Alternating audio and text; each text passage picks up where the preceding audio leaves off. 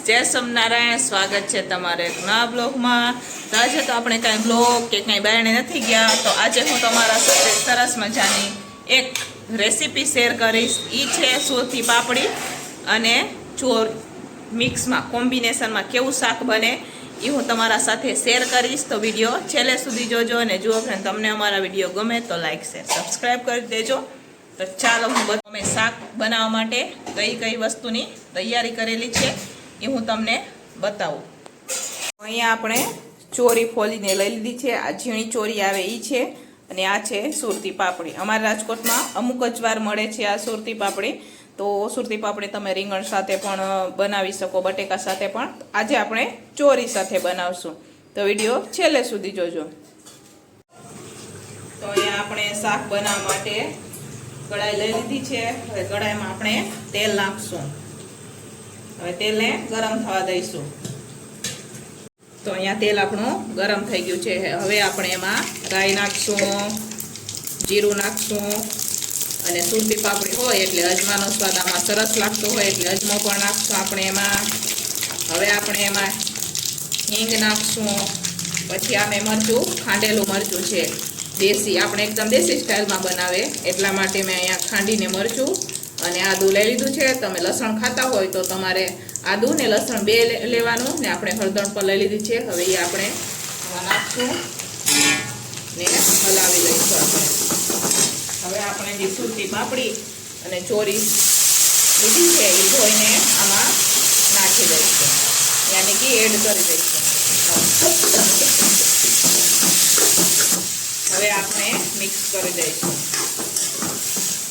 જ્યારે મરચું નાખો ત્યારે ગેસ ધીમો કરી દેવાનો એટલે તમારું મરચું બળી ન જાય। હવે આપણે એમાં મીઠું નાખશું। આમાં હું દળેલું મરચું નથી નાખી રહી, કેમ કે આપણે ખાંડેલું મરચું નાખેલું છે ને એટલા માટે, બરોબર। તમારે ખાંડેલું મરચું ન નાખવું હોય તો તમે દળેલું મરચું પણ નાખી શકો। આપણે આને વધારે મસાલાવાળું નહીં બનાવીએ, કેમ કે આપણે દેશી સ્ટાઇલમાં બનાવી રહ્યા છીએ ને એટલે આપણે સાદું જ બનાવશું। હવે આને ધીમા તાપે આપણે ચડવા માટે રાખશું। તો આપણે આવી રીતના એક નાની થાળી લઈશું અને આવી રીતના ઊંધી ઢાંકી દઈશું। હવે આપણે આને ધીમા તાપે ચડવા દઈશું। હવે શાકને આપણે વચ્ચે વચ્ચે હલાવતા રહીશું, ચોટી ન જાય એટલા માટે, કેમ કે આમાં આપણે પાણી નથી નાખવાનું।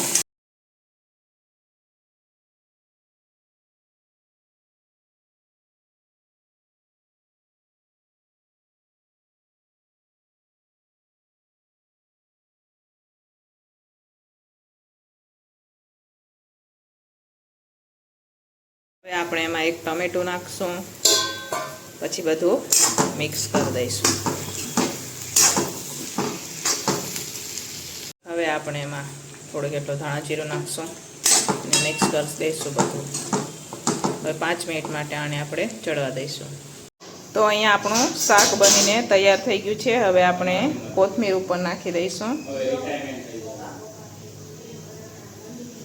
હું તમને બતાવું કેટલું સરસ શાક આપણું બનીને તૈયાર થઈ ગયું છે। આ તમે જોઈ શકો છો, સરસ મજાનું સુરતી પાપડી અને ચોરીનું શાક બનીને તૈયાર છે। તો તમે પણ એકવાર મારી રીતના જરૂરથી બનાવજો અને જો ફ્રેન્ડ તમને અમારા વિડીયો ગમે તો લાઈક શેર સબસ્ક્રાઈબ કરી દેજો।